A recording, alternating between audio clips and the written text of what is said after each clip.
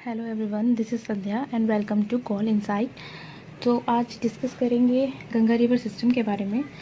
कोई भी river system single river से नहीं बनी होती है, ये कई ट्रिब्यूटरीज से मिलकर बनी होती है। तो आज डिस्कस करेंगे गंगा रिवर सिस्टम और उसकी ट्रिब्यूटरीज के बारे में। तो स्टार्ट करते हैं। तो फर्स्ट है गंगा। कौन सी दो रिवर से मिलकर बनी होती है? तो that is your Bhagirathi and your Alakananda. And which Prayag? This is called Devprayag. Devprayag में ये दोनों नदियाँ मिल जाती हैं। इससे आगे जब गंगा देव प्रयाग से निकलकर उत्तराखंड से होते हुए आपकी यूपी में एंटर करती है एंड बिहार से होते हुए वेस्ट बंगाल से ये बे ऑफ बंगाल में मर्ज हो जाती है। ये यहाँ पे बे ऑफ बंगाल में गंगा रिवर मर्ज हो जाती है। यहाँ पर ये डेल्टा फॉर्मेशन करती है। तो सबसे पहले जो गंगा की फर्स्ट ट्रिब्यूटरी है उसको देख लेते हैं। जो फर्स्ट ट्रिब्यूटरी है वो ऑलमोस्ट गंगा के पैरेलल चलती है and that is Ramganga. That is Ramganga. अब नेक्स्ट 3 ट्रिब्यूटरीज हैं, उसे आप 3G से याद कर सकते हैं। सो फर्स्ट है गोमती, सेकंड है घाघरा एंड थर्ड है गंडक। तो ये आपकी 3G, आप इस 3G से याद कर सकते हैं, गोमती, घाघरा एंड गंडक। तो नेक्स्ट रिवर जो बिहार से निकल रही है उसको बोलते हैं कोसी रिवर। तो कोसी रिवर काफ़ी इम्पोर्टेंट रिवर है। ये एग्ज़ाम्स में भी काफ़ी पूछी जाती है और न्यूज़ में भी काफ़ी रहती है, क्योंकि कोसी नदी से ही बिहार में बाढ़ आती रहती है। ये क्यों आती है? क्योंकि ये अपना रास्ता बदलती रहती है। जो ये रिवर है ये अपना रास्ता कभी ये इधर से आ सकती है तो कभी ये ऐसे आ जाती है। तो इसका रास्ता फिक्स नहीं होता कोसी रिवर का, इसलिए यहाँ पे बिहार में इसके थ्रू बिहार में बाढ़ आती रहती है और इसी को ही बिहार का शोक भी कहते हैं। एंड लास्ट ट्रिब्यूटरी है महानंदा रिवर। ये महानंदा रिवर है और महानदी अलग है। ये है महानंदा रिवर और महानदी जो बेसिकली उड़ीसा से निकलती है, ये वो दोनों अलग रिवर हैं। तो आप इसमें कंफ्यूज ना होइएगा, ये महानंदा है और वो है महानदी। तो महानंदा और महानदी दोनों अलग अलग नदियाँ हैं, राइट। ये आपकी लेफ़्ट की जितनी भी गंगा की ट्रिब्यूटरीज इंपॉर्टेंट थी वो मैंने आपकी कवर कर दी है। अब मैं आती हूँ राइट ट्रिब्यूटरीज पर। सबसे पहले गंगा की जो राइट ट्रिब्यूटरी, इसमें से जो सबसे लंबी ट्रिब्यूटरी है गंगा की वो है यमुना रिवर। जो यमुना रिवर है वो गंगोत्री ग्लेशियर से ओरिजिनेट होती है एंड यमुना की 4 ट्रिब्यूटरीज इंपॉर्टेंट है, दैट इज़ चंबल, सिंध, बेतवा, केन। तो ये यमुना की 4 ट्रिब्यूटरीज मोस्ट इंपॉर्टेंट है। यहाँ से काफ़ी क्वेश्चंस भी पूछे जाते हैं। तो फर्स्ट है चंबल,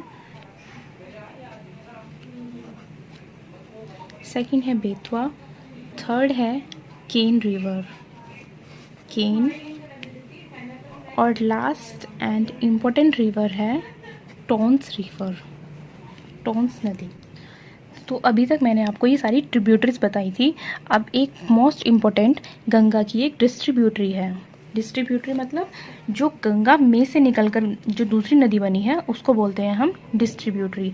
ट्रिब्यूटरीज उसे कहते हैं जो कोई नदी गंगा में मिल जाती है, कोई नदी किसी नदी में मिलकर उसका रूप ले लेती है। तो जैसे ये ट्रिब्यूटरीज हैं रामगंगा, गोमती, गंडक, ये सब लेफ्ट ट्रिब्यूटरीज और राइट ट्रिब्यूटरीज, ये सारी नदियाँ मिलकर एक नदी के फ्लो में बहना शुरू करती हैं।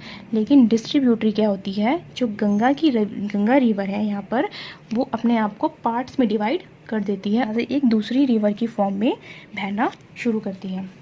फर्स्ट डिस्ट्रीब्यूटरी है गंगा की हुगली रिवर।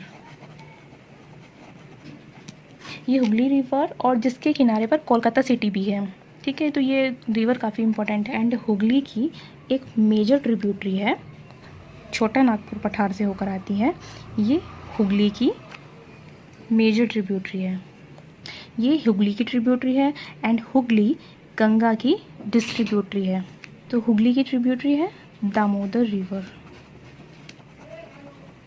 तो ये हुगली की ट्रिब्यूटरी है जो छोटा नागपुर पठार से ओरिजिनेट होती है। ये सोन नदी यहाँ पे काफ़ी इंपॉर्टेंट है जो राइट साइड से गंगा में मर्ज हो रही है, और ये काफ़ी एग्जाम्स में पूछी जाती है। सोन रिवर की ऐसी कौन सी रिवर है जो गंगा के राइट साइड से डायरेक्ट गंगा में मिल जाती है, तो वो है सोन रिवर। और सोन की कुछ ट्रिब्यूटरीज भी हैं, तो जिसमें इम्पोर्टेंट है ये इसकी ट्रिब्यूटरी है सोन की, रिहंद। ठीक है, ये सोन की ट्रिब्यूटरी रिवर है। तो ये हमारी गंगा रिवर है। तो यहाँ से एक क्वेश्चन पूछा जाता है, तो जब ये गंगा रिवर और यहाँ से ये ब्रह्मपुत्र नदी जब बांग्लादेश में एंटर करके मर्ज हो जाते हैं, इसको किस नाम से बोला जाता है, जिससे आपको समझने में काफ़ी इजी होगा।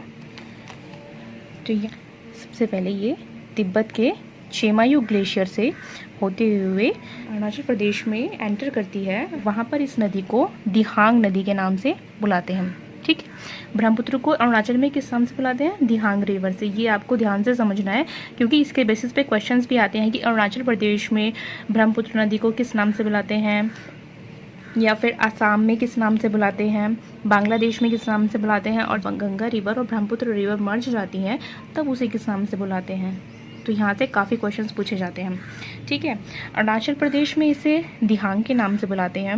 एंड जैसे ही अरुणाचल से ब्रह्मपुत्र रिवर बहती हुई आसाम में पहुँचती है, यहाँ पर इसे ब्रह्मपुत्र रिवर के नाम से बुलाते हैं।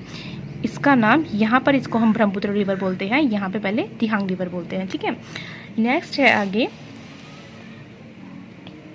जैसे ही ये रिवर आसाम से बहती हुई बांग्लादेश में एंटर करती है, बांग्लादेश में इसको हम जमुना रिवर के नाम से बुलाते हैं।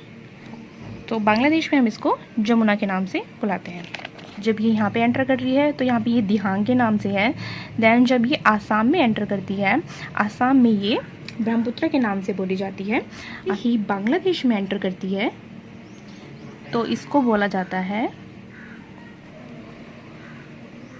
जमुना रिवर। बांग्लादेश में इस ब्रह्मपुत्र नदी को जमुना रिवर के नाम से जानते हैं और गंगा रिवर को पद्मा के नाम से जानते हैं। यहाँ से गंगा रिवर पद्मा के नाम से बांग्लादेश में, और बांग्लादेश में ब्रह्मपुत्र रिवर जमुना के नाम से जैसे ही बहना शुरू करती हैं, एक नाम से जानी जाती है, वो है मेघना रिवर।